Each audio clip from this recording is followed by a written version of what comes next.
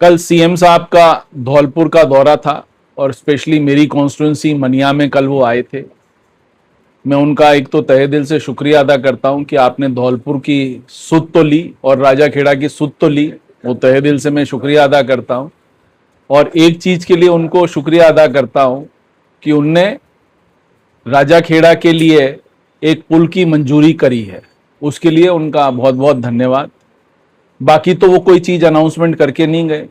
Budget announcement 2 साल से हुआ है कि राजाखेड़ा को आपको मंडी यार्ड देना है, आज तक उसकी मंडी यार्ड की जमीन अलॉट नहीं हुई। जमीन अलॉट भी कर दी कलेक्टर ने तो उसके पैसे आज तक जमा नहीं। तो मतलब बजट घोषणा जो है 2 साल से अधूरी पड़ी। आपने क्या कहा कि साहब हम लाठ वाली माता और रहना वाली माता पर पैसा खर्च करेंगे उनके ब्यूटिफिकेशन पे। ये तो ऑलरेडी बजट अनाउंसमेंट है, वापस अनाउंस कर गए।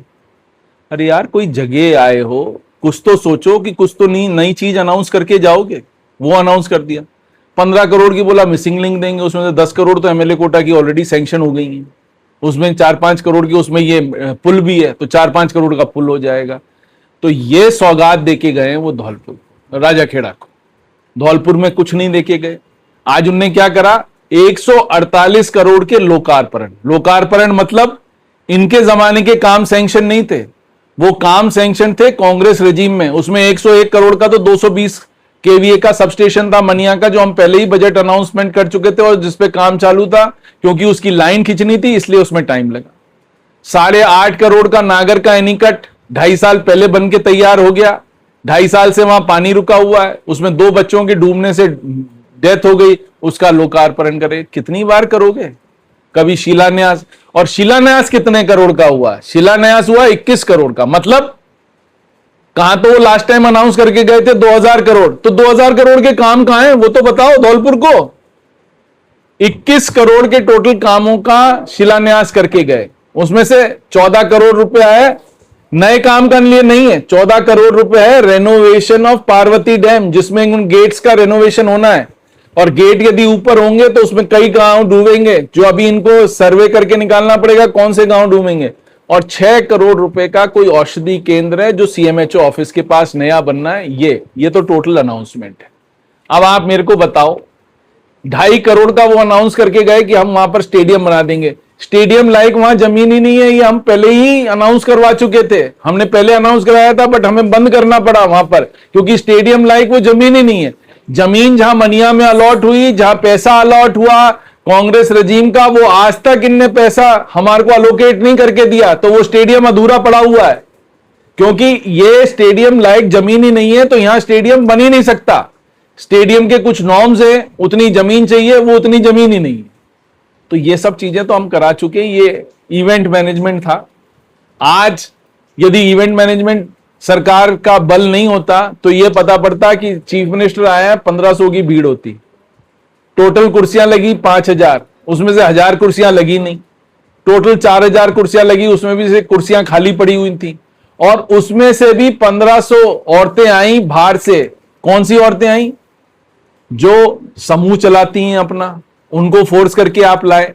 और जो दूसरे आपके ये शिशु गृह वगैरह चलाती हैं, वो आप औरतें लेके आए। 50% औरतों की भीड़।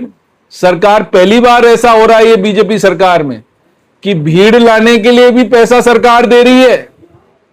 बसें भी सरकार देती है, डीजल भी सरकार देती है, आज तक नहीं हुआ। पॉलिटिकल पार्टी का ये खर्चा है। खाना भी सरकार दे रही है, खाने का पैसा भी सरकार दे रही है। किस मद में दे रही है ये अभी किसी को पता नहीं है।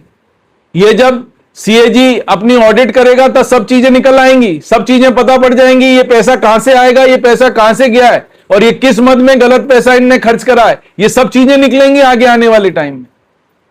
ये जो 10 करोड़ का अनाउंसमेंट करके गए, आरटीडीसी के पास पैसा नहीं है लाठ वाली माता के लिए और रहना वाली माता के लिए पैसा खर्च करने के लिए। यह अनाउंसमेंट दूसरे मंदिरों के लिए असेंबली के अंदर मंत्री ने कहा कि साहब आरटीडीसी के पास पैसा नहीं है, जबकि बजट अनाउंसमेंट है। तो ये आरटीडीसी पैसा क्यों देगी? बजट अनाउंसमेंट में तो गवर्नमेंट को पैसा देना, आरटीडीसी तो कॉर्पोरेशन है। आप ऑफ बजट कर रहे हो, ऑफ बजट फाइनेंसिंग कर रहे हो, जो कि 16वें वित्त आयोग ने मना कर रखा है, ऑफ बजट फाइनेंसिंग नहीं करोगे। तो ये सरकार सिर्फ इवेंट मैनेजमेंट कर रही है। 2000 करोड़ का कहां बता रहे हैं आप? पता है 2000 करोड़ में क्या है? 2000 करोड़ में यह है कि यहां से जो पाइपलाइन जा रही है भरतपुर की, उसको ये कह रहे हैं 2000 है। इसमें धौलपुर वालों को क्या फायदा है? हमारे को तो 24 MLD पानी जो हमें मिलना था वो आज तक नहीं मिला, 20 MLD से ऊपर हमें पानी नहीं मिल रहा, और ये गीत गा रहे हैं कि 2000 करोड़। 2000 करोड़ तुम भरतपुर ले गए, धौलपुर के लिए नहीं पैसे दिया आपने एक भी। और पहली बार आपने सुध तो ली धौलपुर की कि धौलपुर भी राजस्थान के अंदर है, यहां पर भी आदमी रहते हैं। यहां का प्रभारी मंत्री कह के फंस गया कि साहब धौलपुर शहर में पानी भरा हुआ है, उस पानी के लिए आप कुछ पैसा दो। आज तक किसी ने पैसा दिया? जो 10 करोड़ रुपए बजट में दिया उसका पैसा आया क्या? आज तक उसका पैसा नहीं आया। उसको अप्रूवल आया 6 महीने बाद, तो उसका अप्रूवल आया। यानी पिछले बजट के अनाउंसमेंट का इस बजट में जाके अप्रूवल आया और उसमें भी एक पैसा नहीं आ रहा। क्या करेंगे भाई?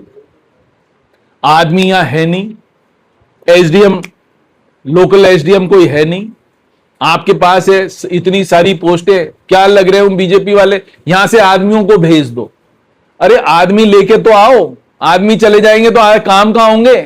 काम ही नहीं हो रहे हैं आदमी। बच्चे आज कई स्कूल तो मेरे यहां ऐसे कर दिए जहां बच्चे तरस रहे। हम वो भी, मैंने उनको भी कह दिया कि ताले लगाओ स्कूलों पे और बैठ जाओ धरने पे, अपने आप समझ में आ जाएगी सरकार को। अतरौली का स्कूल है, वहां पर जितने सीनियर टीचर है सबके ट्रांसफर कर दिए। इसी तरह से शाहपुरा में सबके ट्रांसफर कर दिए, जसूपुरा में ट्रांसफर कर दिए। यहां तो ये मिल जाए कि सीनियर टीचर को बाहर कैसे भेजना। और काय के लिए ये सब हो रहा है? ट्रांसफर पोस्टिंग काय के लिए हो रही है? सिर्फ इसलिए हो रही है कि किसी तरह से हमें बीजेपी को वोट देते। तो इस तरह से सताकर कोई वोट किसी को नहीं देता है। इस गलतफहमी में नहीं रहे कि कोई किसी को वोट दे देगा। ये जो छोटी पॉलिटिक्स कर रहे हैं लोग बाग यहां पर, उनको ये अकल ही नहीं है और ना समझ है कि सताकर किसी को नहीं होता, फिर घर बुला के कि आ जाओ समझाओ। तो ये क्या कर रहे हैं यहां पर? ये राज चल रहा है क्या? ये तो राज ऐसा लग रहा है जैसे पोपा भाई का राज चल रहा है। यहां सिर्फ इवेंट मैनेजमेंट होता है, सरकार में अफसर भी इवेंट मैनेजमेंट कर रहे हैं और कुछ काम ही नहीं हो रहा। काम पे नाम पर शून्य है, पैसा है नहीं सरकार के पास। हमारे जो 40-50 करोड़ की जो हमारे मिसिंग लिंक थी उनके लिए पैसा नहीं है। 4-4, 5-5 महीने में पैसा नहीं होता। एमएलए फंड का पैसा जो हम देते हैं सरपंचों को, सरपंच मना कर रहे हैं पैसे मत दो, 6 महीने बाद उनको पैसा आ रहा है।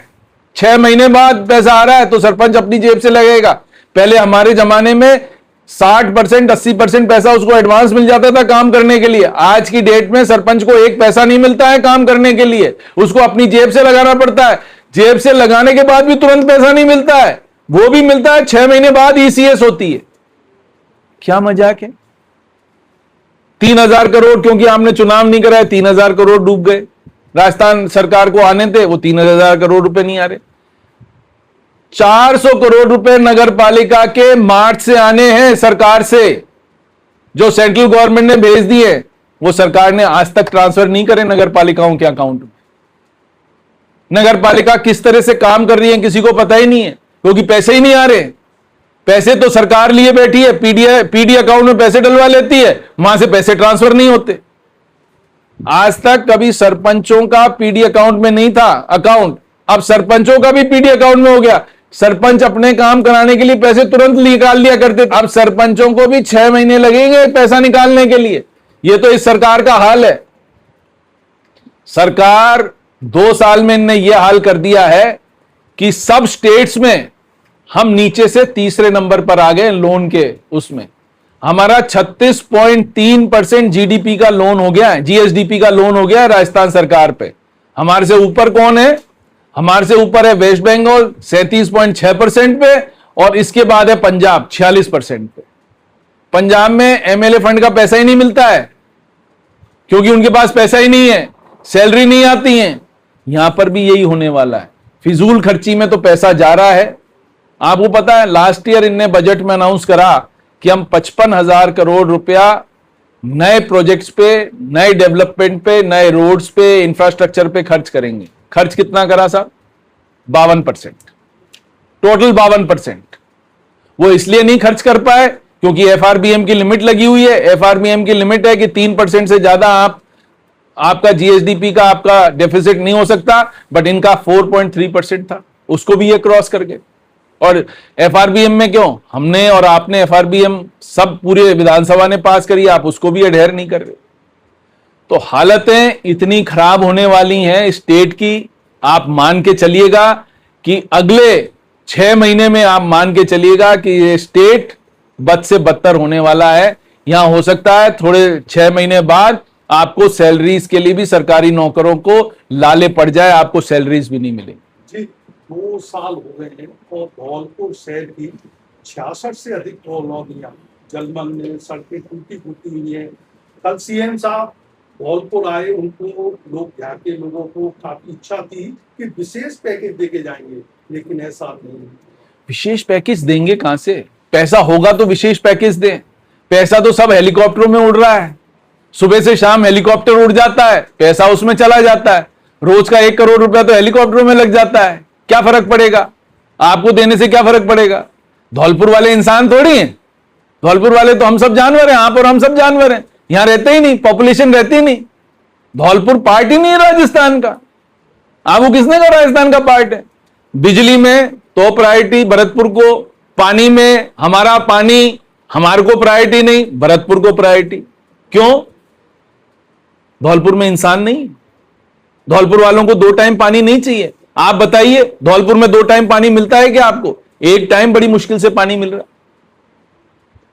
तो ये तो हालत कर दी है धौलपुर की, पूरे धौलपुर जिले की ये हालत है। हमारा आप सरमथरा का पूरा पत्थर बंद करा दिया सरकार ने, वहां पत्थर की माइनिंग नहीं हो सकती। डीएफओ और एसीएफ वहां पीछे पड़े रहते हैं, काम ही नहीं करने देते लोगों को, वहां काम ही नहीं हो रहा है। हालत ऐसी खराब कर दी है, काम ही नहीं हो रहा वहां पर लोगों का, वो बेचारे माइनिंग नहीं कर पा रहे हैं। कौन जिम्मेवार है? सरकार इसके लिए जिम्मेवार है। कुछ चंद लोगों को फायदा पहुंचाने के लिए पूरे सरमथरा को इनने बंद कर दिया। माइनिंग नहीं हो रही। क्यों नहीं हो रही साहब? क्योंकि चंद लोगों को फायदा पहुंचाना है। वो आप सबको पता है किस किस को फायदा पहुंचाना है, उनको चंद लोगों को। तो ये तो भाई, जब यहां का गृह राज्य मंत्री जो यहां का मिनिस्टर इंचार्ज है वो कह रहा है कि साहब यहां पानी भरा हुआ है, कुछ पैसा दो, उसकी नहीं सुनी जा रही, तो आप और हम तो जनरल पब्लिक हैं, आप और हमारी कौन सुनेगा? धौलपुर की तो हालत बद से बदतर हो गई। कोई सुनने वाला नहीं, कोई समझने वाला नहीं, कुछ भी नहीं कर सकते। अफसर क्या करेंगे? अफसरों को पैसा नहीं दोगे तो अफसर कुछ कर लेंगे? अफसर क्या कर लेंगे? अफसरों के हाथ में क्या है? तो मेरा आप सबसे अनुरोध है कि हमें आवाज बुलंद करनी पड़ेगी। जब तक हम और आप मिलकर आवाज बुलंद नहीं करेंगे, इस शासन से लड़ेंगे नहीं, तब तक धौलपुर की जनता को उनका हक हम नहीं दिला सकते।